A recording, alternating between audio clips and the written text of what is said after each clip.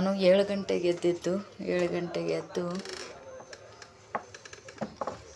ಇದು ನಮ್ಮದು ಹಳೆ ಬಾಗಿಲಲ್ಲ, ಹಳೆ ಮನೆಯದು, ಹೀಗಾಗಿ ಸ್ವಲ್ಪ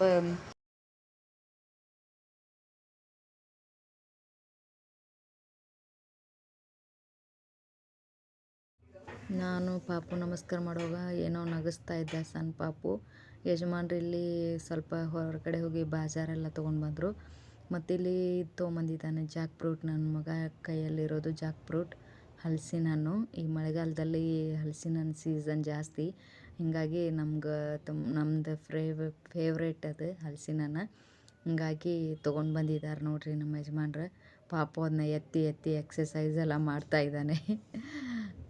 ಮತ್ತು ಬರ್ತೀವಿ, ಸ್ಮೆಲ್ ಚಲೋ ಇರ್ತದೆ. ಇಷ್ಟು ಬಾಜಿ ತೊಗೊಂಬಂದಾರು. ಮತ್ತು ಇದು ಪೋವೆ,